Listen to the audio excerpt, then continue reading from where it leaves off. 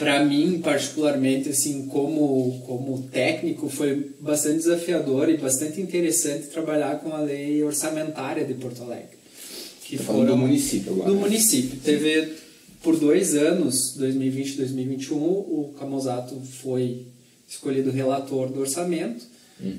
Hoje o orçamento de Porto Alegre está perto de 10 bi, na época era 6 bi, 7 bilhões de reais, né? E aí você tem uma responsabilidade enorme como relator.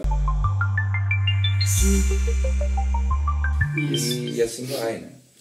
E falando um pouquinho de liberdade, então agora vamos falar um pouquinho de liberdade econômica, você é formado em economia. Como é que foi essa transição, por exemplo, quando você estava lá na Câmara de Vereadores, né?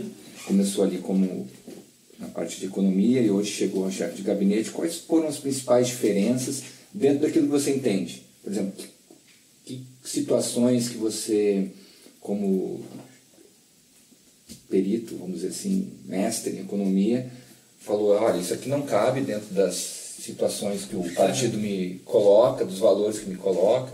Teve alguma lei, alguma situação que você particularmente achou assim mais difícil, ou trabalhou, ou gostou de desenvolver, tanto lá na Câmara de Vereadores e, por que não, hoje também, né? Perfeito. Na Assembleia Legislativa. A formação acadêmica é aquele clássico, né? Quando você vai bota o pé no barro, é outro mundo, né? Então, assim, eu tive uma formação acadêmica bastante sólida, bastante robusta.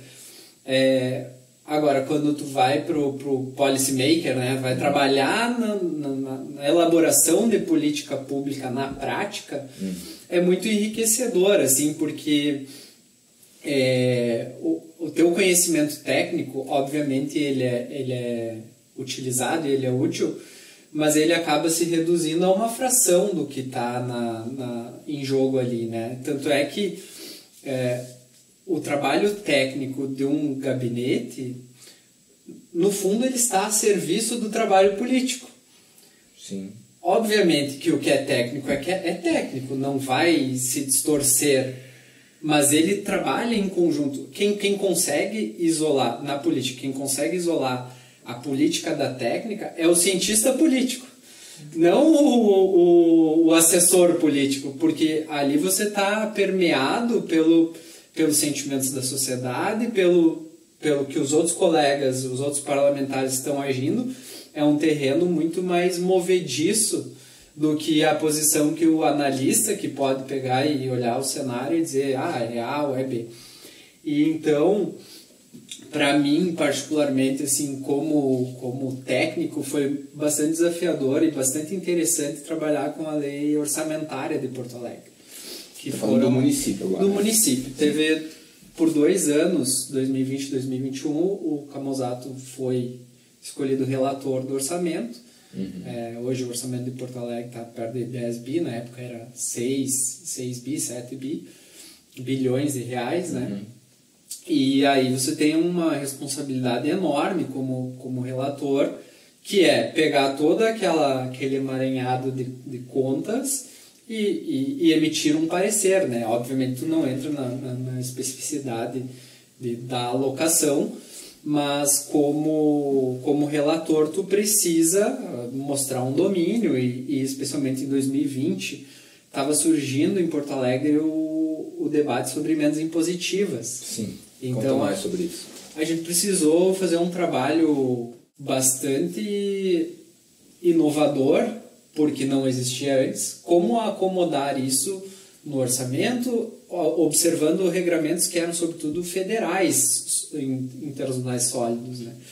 E naquele ano a gente teve mais de 700 emendas no orçamento. A gente fez um trabalho bastante árduo, assim. Emendas que eram propostas pelo Camozzato, ou ele como relator as emendas sempre vêm de outros parlamentares? As emendas elas sempre vêm de outros parlamentares. Sim.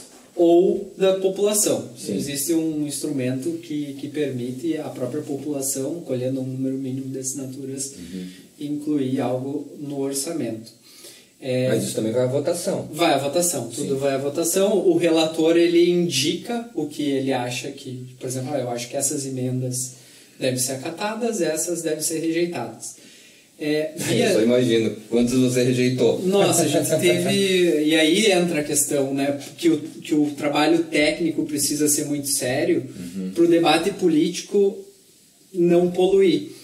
Porque a gente entendeu, com a nossa equipe técnica à época, que tinha algumas situações que não cabiam emendas. Não era permitido, por mais que... emenda impositiva eu indico para o que eu quero. Não. Até ali, tem um certo regramento que precisa ser seguido. E teve casos, pouquíssimos casos, no geral, os outros parlamentares foram muito solícitos. Teve alguns casos que eles não quiseram alterar. E a gente recomendou a rejeição. E o plenário acatou a rejeição. Então, teve alguma em específico assim, que você lembra que te chamou a atenção? Tinha a indicação de recurso para clube de futebol, assim, de várzea. Só que existia uma vedação clara para esse tipo de indicação. É um desvirtuamento muito grande. Assim. Apesar de que as emendas impositivas elas abrem um debate que eu acho bastante salutar em termos de representatividade, porque se você pensa o seguinte... O prefeito da vez, ele apesar de ele estar representando todos, ele foi eleito pela maioria. O parlamento, ele é eleito por todos. São diversas frações que se compõem para representar o todo. E quando você tem uma minoria muito pequena, como é o caso do Novo, geralmente, você tem um vereador, agora, na época que Camusato era um, depois... passou a 2 e agora mantém-se 2, num universo atualmente de 35, a chance de você ser isolado e não conseguir executar políticas públicas é muito maior do que se você está na base e é num partido grande.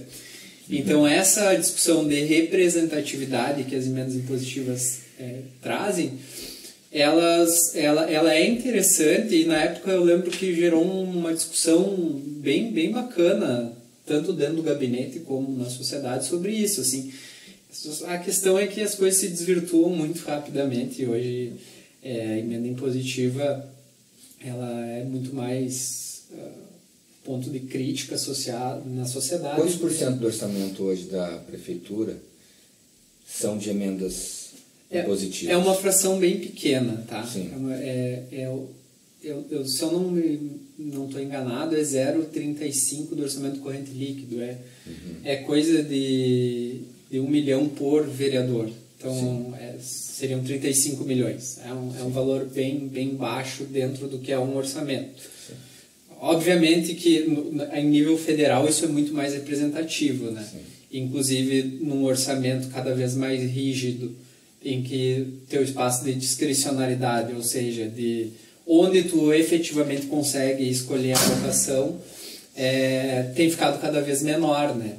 Então, assim, em nível federal isso está tomando outra proporção.